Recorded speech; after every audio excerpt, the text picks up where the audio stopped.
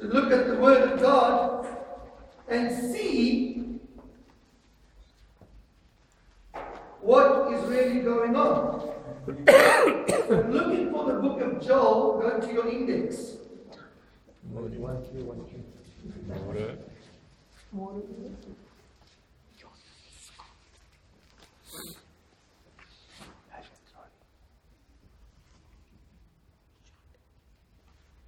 It used to be in my Bible.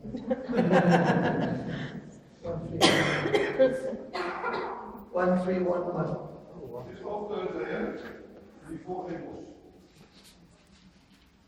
Joel chapter 3.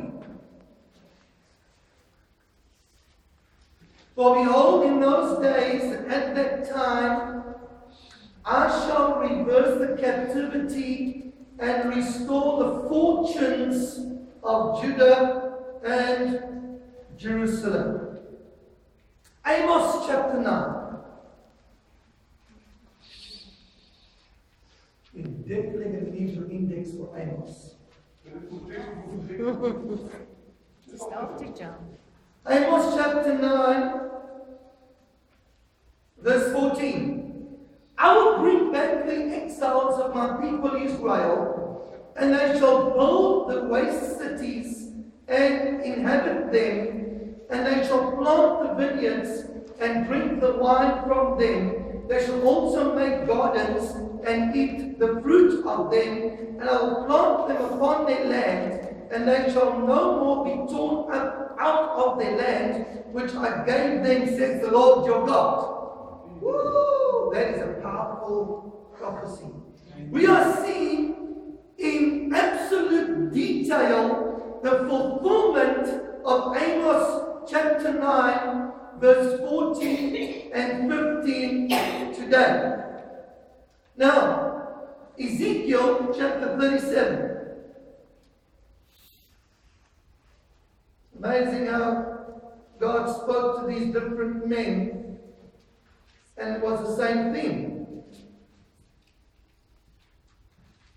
Ezekiel chapter 37,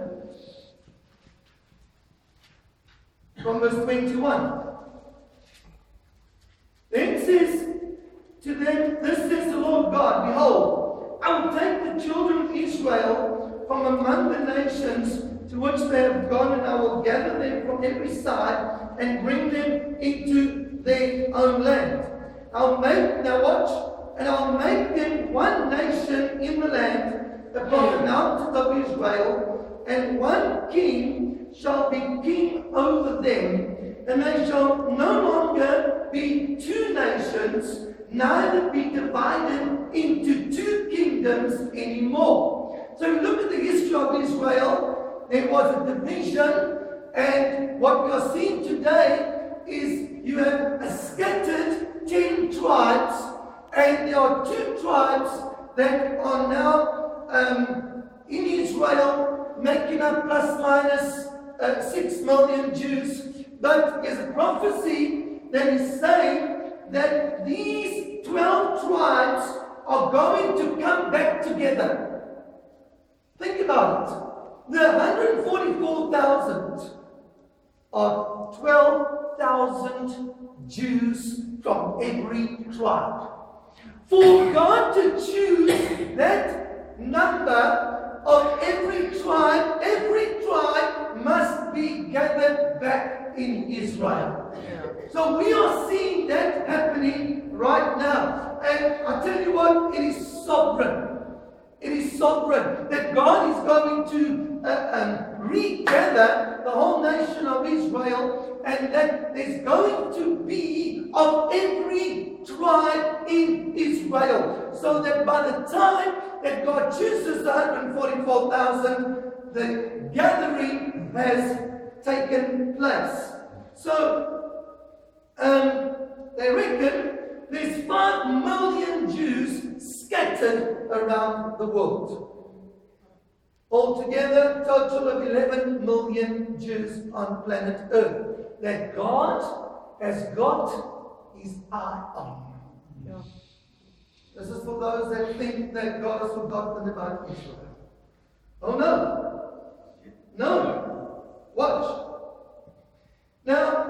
Ezekiel chapter 39.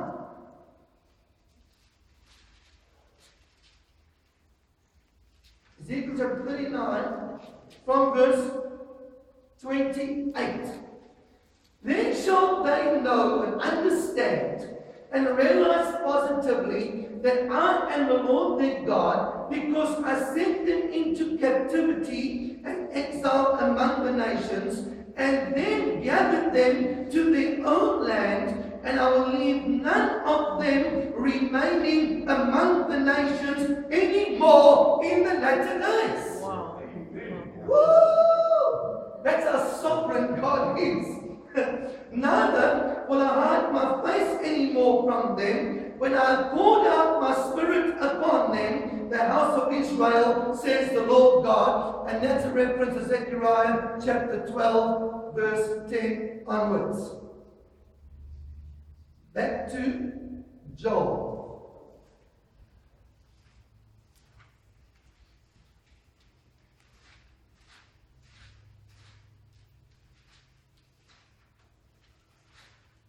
Joel chapter 3. So, verse 1. For behold, in those days at that time, when I shall reverse the captivity and restore the fortunes of Judah and Jerusalem. And we are seeing that happening right now. Now, verse 2. I will gather all the nations. So, first thing God's going to do is gather the nation of Israel back into its own land. And the second thing that God is going to do is He's going to gather all the nations. That is happening right now. Now I want to explain the gathering to you. It is a process. The ultimate gathering is the Battle of Armageddon.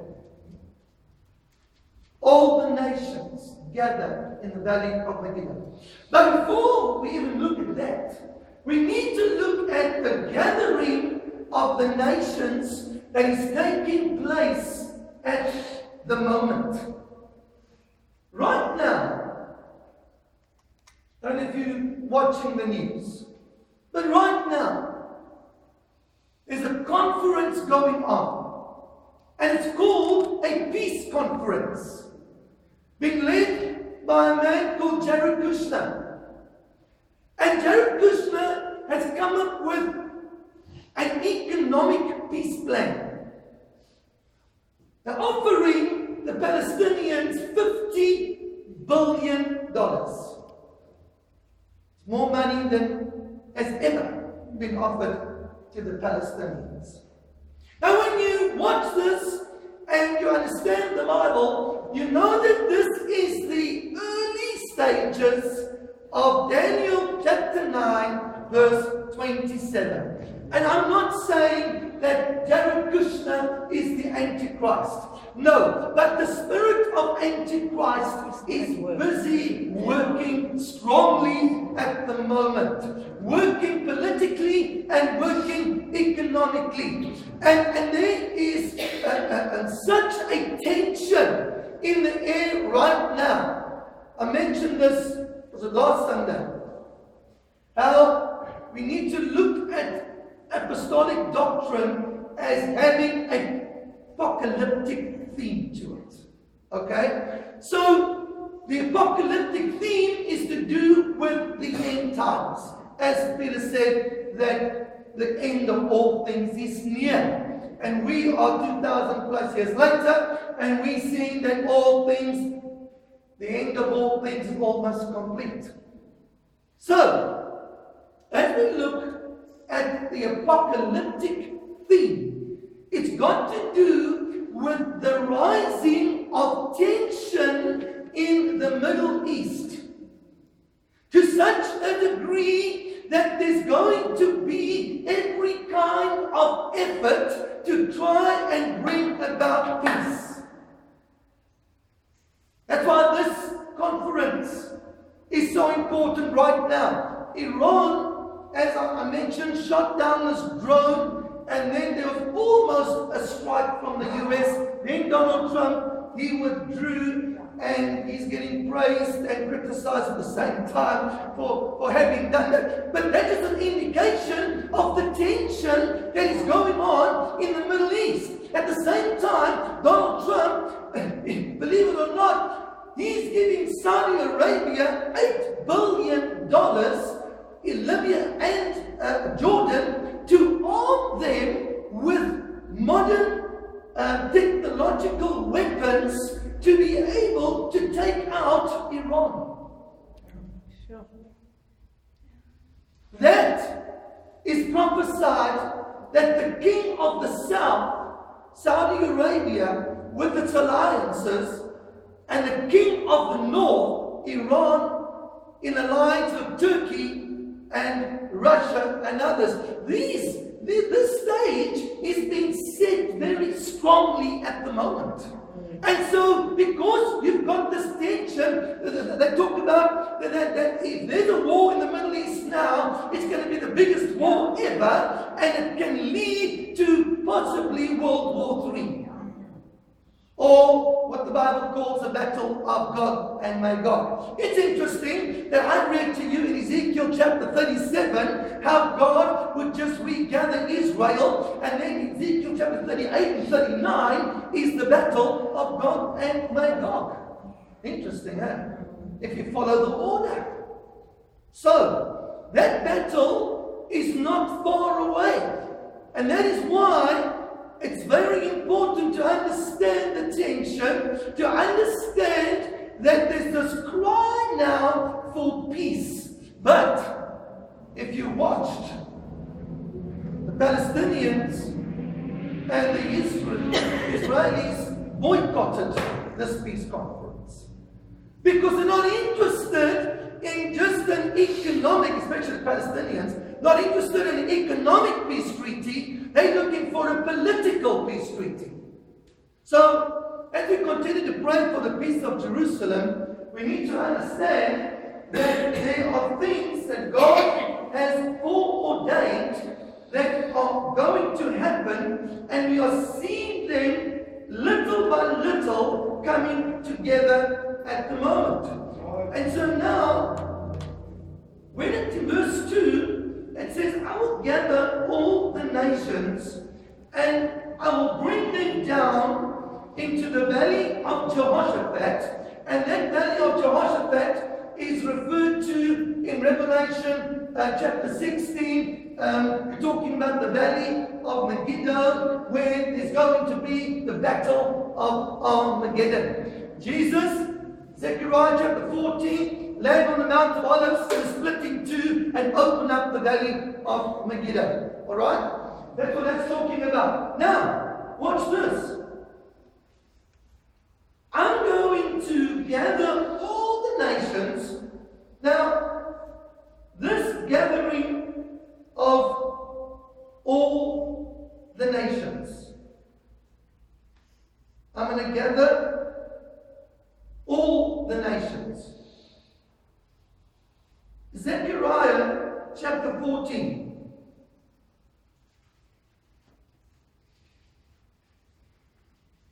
Don't you? You're dancing around in the Bible today. Praise the Lord. Zechariah chapter 14.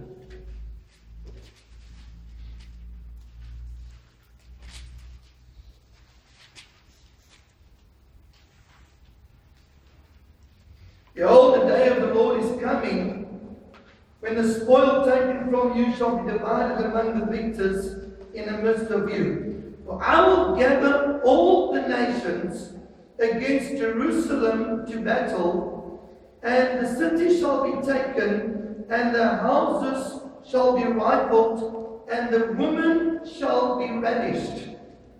See why we've got to pray for the peace of Jerusalem? Look there. The city shall be taken, the houses rifled, and the women ravished. And half of the city will go into exile, but the rest of the people shall not be cut off from the city. remember in Revelation 11 verse 8, Jerusalem becomes like Sodom and Egypt. So this gathering of all the nations, before we get to the battle of Armageddon, before we get to the middle of the tribulation, where the Antichrist sets himself up as God in the third temple, we have this focus of the world on these nations. And someone has explained it like this.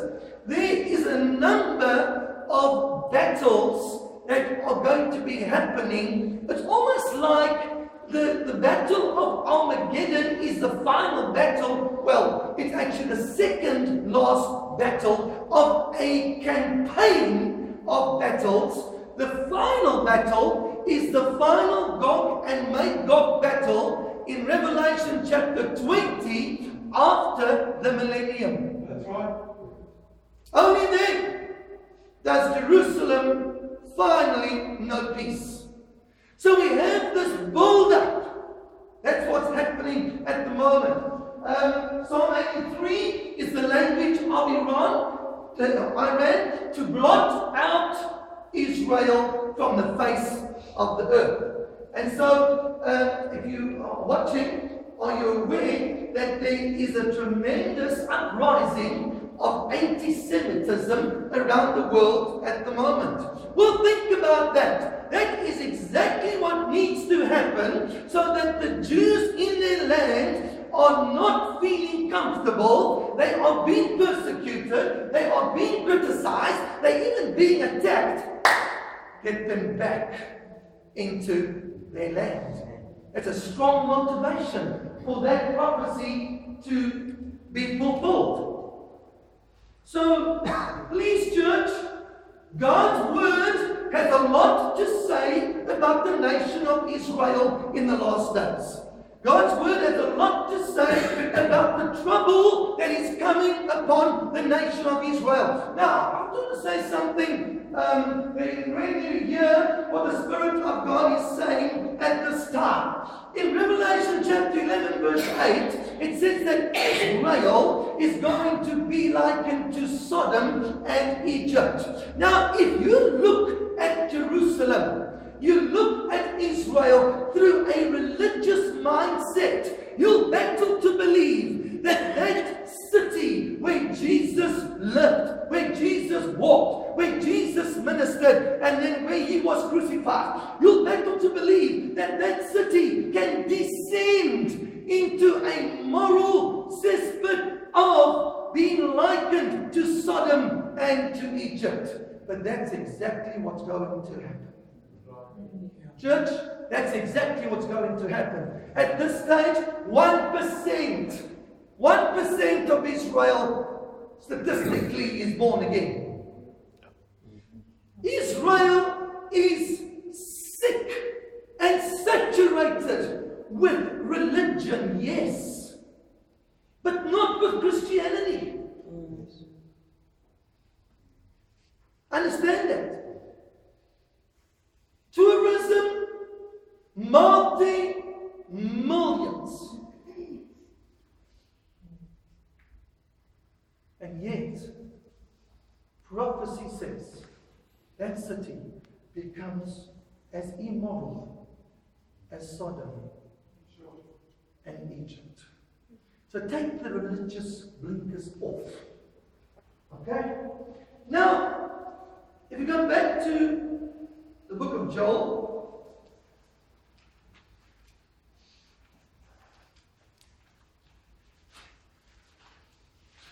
what an incredible prophecy this is.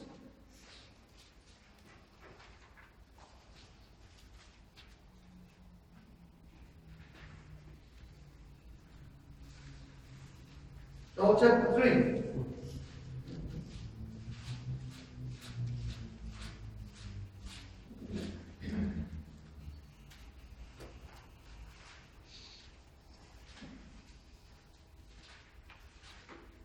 It says there in verse 2,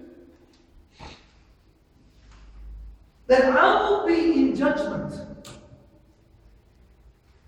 I will be in judgment over all of the nations. Watch. Gather all the nations together, and I will be in judgment over all of the nations. Deal with and execute judgment upon all of the nations for the treatment of my people.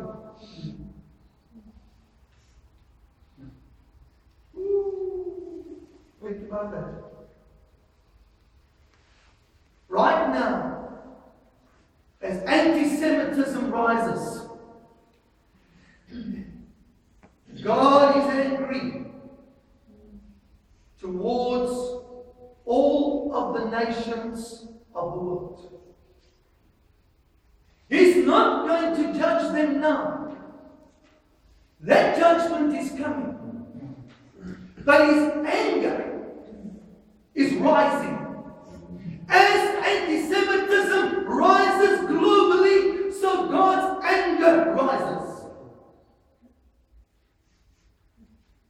I will deal with and execute judgment upon all the nations for the treatment of my people and of my heritage, Israel. Yeah. Where did the replacement theologians come from? Rubbish. Whom they have scattered. Now we know that happened.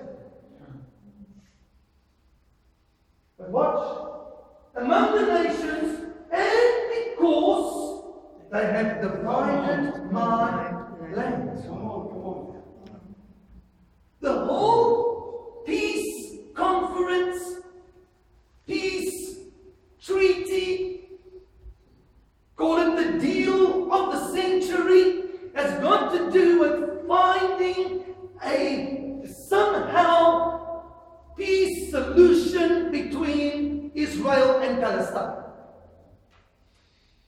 And what's been offered in the past, which has been rejected, is the two-state solution. And the two-state solution has got to do with some of the land of Israel going to the Palestinians. Well, look at that. This is very interesting. That's a prophecy that this peace treaty is going to be signed, and it seems like it's going to be a two-state solution, and the Palestinians are going to get some of Israel's land, and the anger of the Lord is going to rise even higher because the land was divided. And go and read your Bible and you'll find that is the only place where that verse is. God gave that prophecy to John. But isn't it amazing? If you follow the order there. Verse 1, I will gather and I will restore the nation of Israel. Then verse 2, I will gather all the nations. So between 1 and verse 2 is the signing of the peace treaty. And that is what is hot topic politically and economically at this time. Now just go to Ezekiel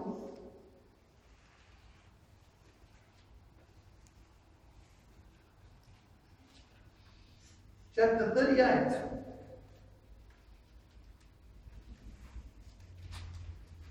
Look at this. I'm going to read you an event that's not yet happened. Verse 16. You can read the whole chapter, but just something here. You'll come up against my people Israel like a cloud to cover the land. And in the latter days I'll bring you against my land, that the nations may know, understand, and realize me when my holiness shall be vindicated through you, vindicated and honored in your overwhelming destruction, O God, before their eyes. This says the Lord God, are you he of whom I have spoken in olden times by my servants the prophets of Israel, who prophesied in those days for years that I would bring you Gog against them? But in that day, when God shall come against the land of Israel, says the Lord, my wrath shall come up into my nostrils. And you see that by the time that God judges, that judgment there, because they scattered my people and because they divided my land, is a reference to the Battle of Armageddon. But here we see that one of the battles has got to do with the alliances coming up against Israel. My wrath shall come up into my nostrils, for in my jealousy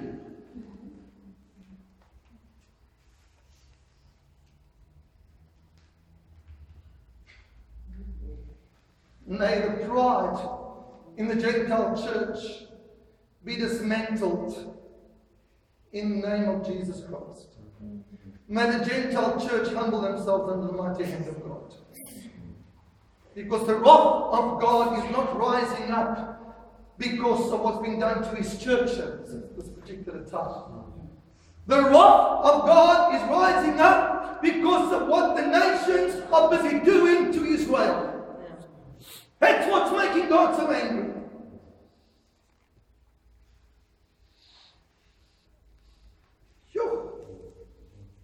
For in my jealousy and in the fire of my wrath have I said, surely in that day there shall be a great shaking or cosmic catastrophe in the land of Israel.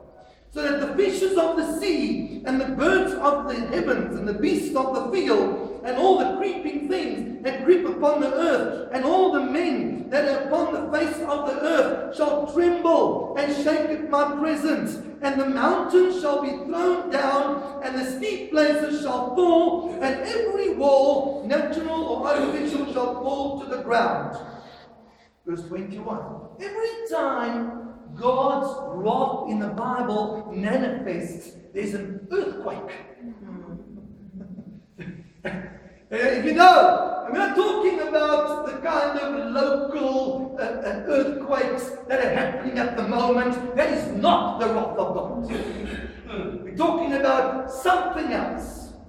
An earthquake of such magnitude that you know that this is not natural. This is something sovereign by the hand of God.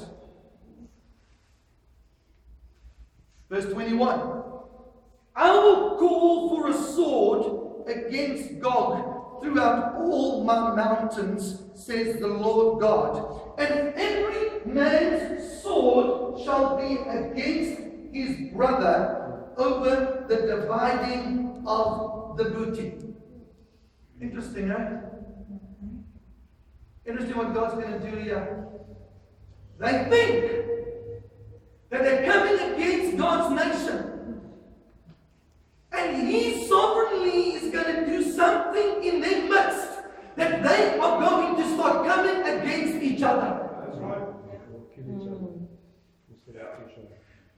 With pestilence and with bloodshed will I enter into judgment with Gog, and I will rain upon him and upon his hordes and upon the many peoples that are with him torrents of rain and great hailstones, fire and brimstone.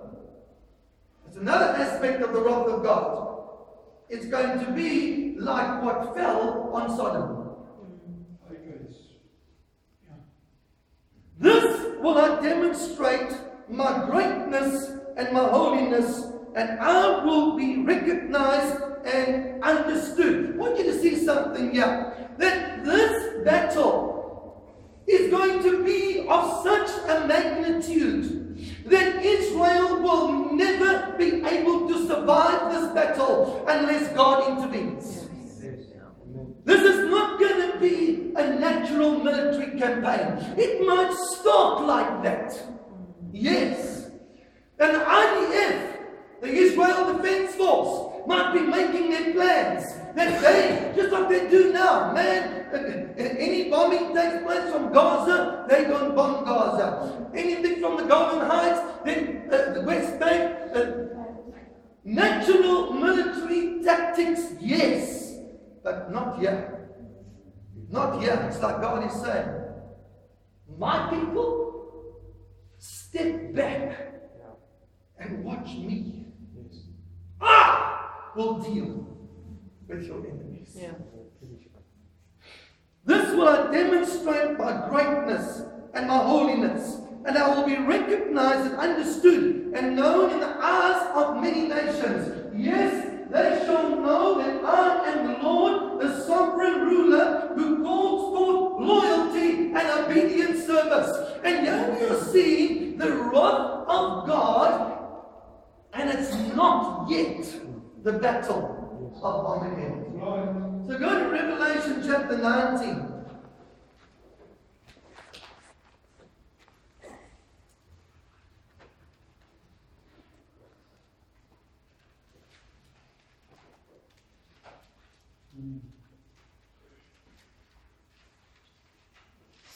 Now we know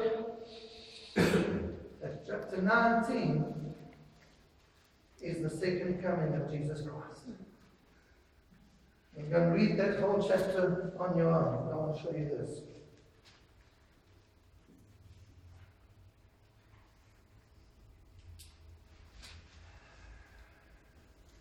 Verse 17. Now Jesus has landed on the Mount of Olives.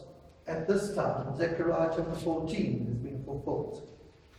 Then I saw a single angel stationed in the sun's light, and with a mighty voice he shouted to all the birds that fly across the sky.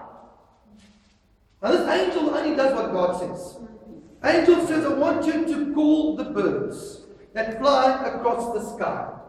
Come and gather yourselves together for the great supper of God. This is not the marriage supper of the Lamb.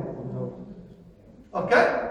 Yes, there's going to be a marriage supper of the Lamb. But this is going to be the great supper of God. And Joel chapter 3 actually talks about that in verse 2, where he says, I'll enter into judgment with all of the nations.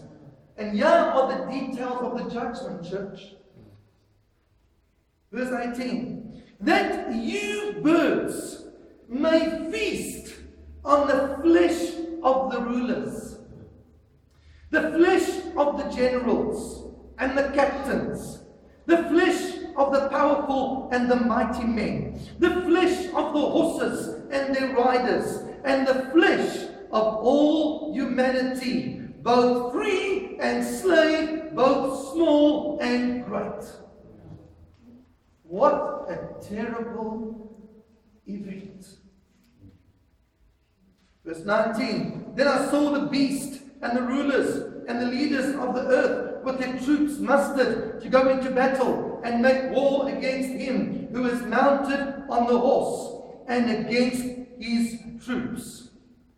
That is the reference to the battle of Armageddon.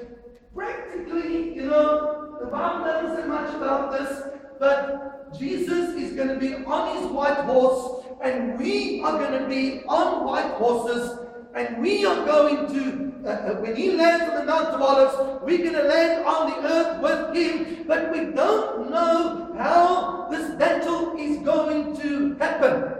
The Bible does not say that we are going to physically fight. What it does say is that there's going to be the greatest slaughter ever. That's what it says. And the birds are called by that angel to come and feed off the slaughter. God will enter into judgment with all the nations, gather them and enter into judgment with all the nations that have ill-treated Israel, scattered them around the world, divided the land. And then after this battle,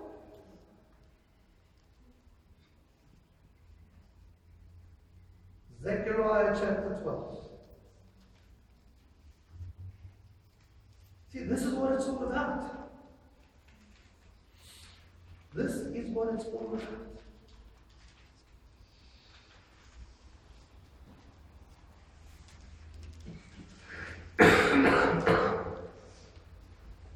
The Battle of Armageddon has taken place.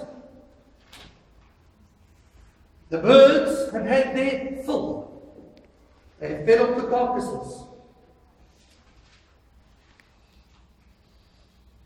Verse 9, Zechariah chapter 12. And it shall be in that day that I will make it my aim to destroy all the nations that come against Jerusalem. Verse 10. And I will pour out upon the house of David. See, the house of David. The house of Israel. The house of David. And upon the inhabitants of Jerusalem. Oh, come on, isn't that clear, eh?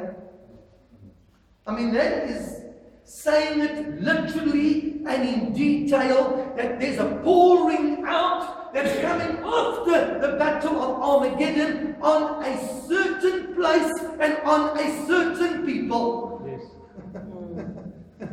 Come on, that's not us.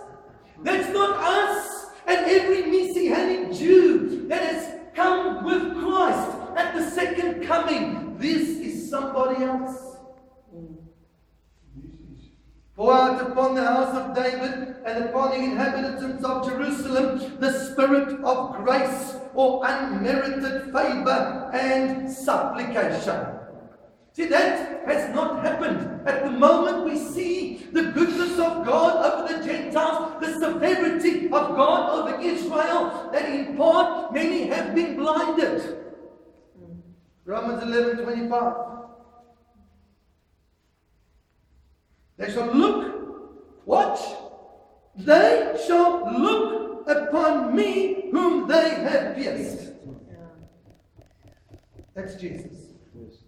Jesus goes to Petra, Bozrah, where this remnant had been looked after for the final 3.5 years of the Great Tribulation period.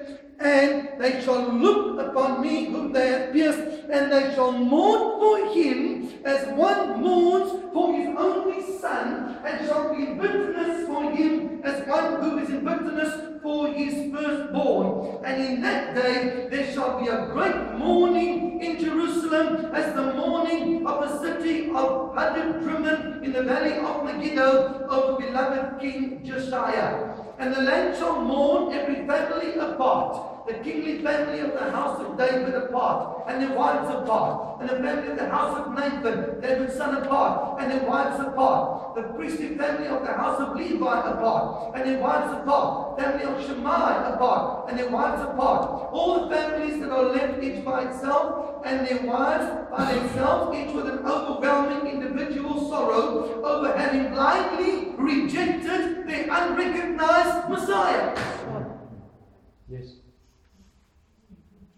Chapter 13, verse 1. And in that day there shall be a fountain opened for the house of David and for the inhabitants of Jerusalem, to cleanse them from sin and uncleanness.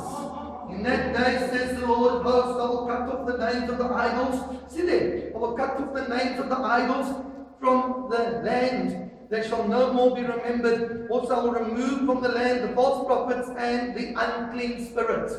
That's where Jerusalem's become like Sodom and Egypt. But when Jesus returns, he cleanses Jerusalem once again. Why? Because it's his land. It's his people. It's his nation. He's going to set up his millennial kingdom right there. Yes. He's the king. Wow. All right. Now, back to Ezekiel chapter 37. coming to a close.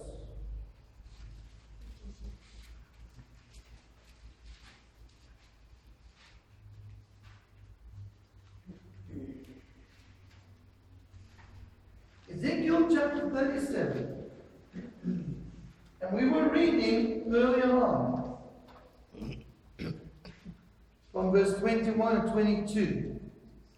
Verse 22. I will make them one nation in the land, upon the mountains of Israel, and one king shall be king over them all. And that is Jesus Christ. So what happens then is this remnant that God pours His Spirit out upon, they join us, the Messianic Jews and the Gentile Christians. And now there is one. Verse 23. They shall not defile themselves any more with their idols. Come on. They shall not defile themselves any more with their idols and their detestable things, or with any of their transgressions. I will save them out of all their dwelling places and from all their backslidings in which they have sinned, and I will cleanse them, so shall they be my people, and I will be their God.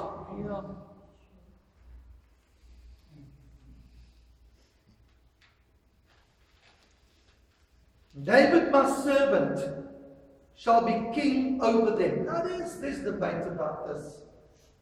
Is David coming back? Either possibly, because if you study Ezekiel chapter 40 to chapter 48, and you deal with the millennial kingdom on earth, and the millennial temple, you'll see there that there's a prince in that temple during the millennium. Some think it's David, but the king is Jesus. Amen. David, my servant, shall be king over them, and they all shall have one shepherd.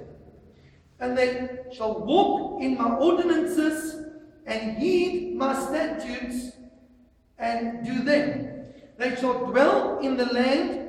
Come on. They shall dwell in the land in which your fathers dwelt, that I gave to my servant Jacob. They shall dwell there.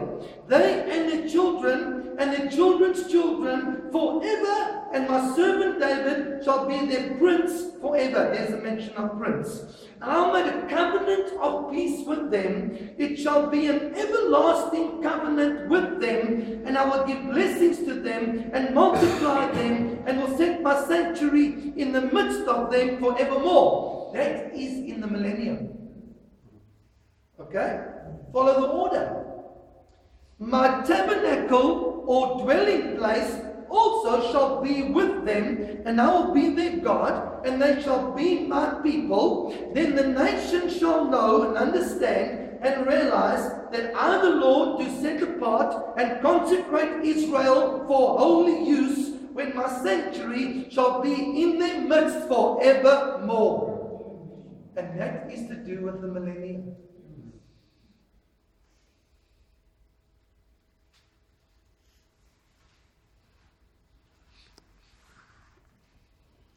Then chapter 38, in your own time, chapter 39, is the battle of God and Magog. Now, I want to close with chapter 40. What's the order? In the 25th year of our captivity of Babylon, in the beginning of the month, in the 14th year after the city of Jerusalem was taken, on the very same day, the hand of the Lord was upon me, and He brought me to that place. And in the visions of God, he brought me to the land of Israel, and he set me down upon a very high mountain on the south side, which there was what seemed to be the structure of a city. So, in the spirit, the prophet Ezekiel is taken to the land of Israel, and he's taken to a high mountain. Doesn't that ring a bell? Doesn't that ring a bell? Isaiah.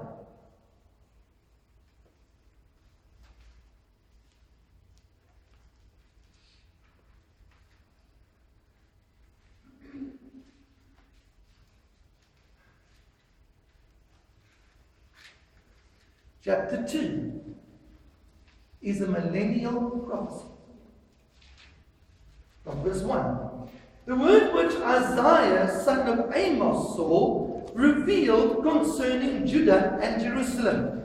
It will come to pass in the latter days, like the last of the last days, that the mountain of the Lord's house shall be firmly established as the highest of the mountains, and shall be exalted above the hills, and all the nations shall flow into it. This is in the millennium. This is exactly what Ezekiel was shown. And the details of that is in Ezekiel chapter 40 all the way through to chapter 48. And many people shall come and say, come, let us go up to the mountain of the Lord, to the house of the God of Jacob. Look at the language. That he may teach us his ways, and that we may walk in his paths. For out of Zion shall go forth the law and the instruction and the word of the Lord from Jerusalem. Yeah. In the millennium. Yes. And he shall judge between the nations, and shall decide disputes for many peoples, and they shall beat their swords into plowshares, and their spears into pruning hooks. And nation shall not lift up sword against nation, and neither shall they learn war anymore. Our house of Jacob, come, let us walk in the light of the Lord. And I'm not surprised. After the battle of Armageddon, I don't think humanity ever wants another war. So, what is going on now? This is the beginning. Church, this is the beginning. God is faithful. But you've got to be looking in the right places. I think some of what I shared with you today might have surprised you. Because you've been looking somewhere else. There are certain Christians that I cannot talk to you about this, I'll be honest with you. I cannot talk to them about this. Because their eyes are Shut. blinded, distracted, looking away. Exactly what Satan wants. I've read scriptures to you today that Satan never wants you and I to find in the Bible. Yeah. Never. We'll understand that. But if you really love God, and you know that God loves Israel, and it's all about the Middle East, and we need to shift our focus. When we pray, pray with an apocalyptic mind. What does it mean, church, when Jesus said, pray like this: Our Father which art in heaven, hallowed be thy name. Just after he said that, he said these words: Thy kingdom come. When he said, Thy kingdom come, he was talking about what he spoke about this morning. He's saying, pray that the kingdom of God will finally be established in the mountains of Israel. That's what he's saying. And we are the church, and we are waiting for the fulfillment of that prayer. That prayer has not yet been answered. And it will continue to be prayed until the kingdom of God comes. What an awesome hope. What an incredible future. Satan wants us distracted, so we look at what's happening in the world and we lose hope. And we get into fear. Oh no, my spirit is bubbling. My spirit is jumping as I watch what's happening. Because I see it in Scripture. Let's bow our heads in prayer.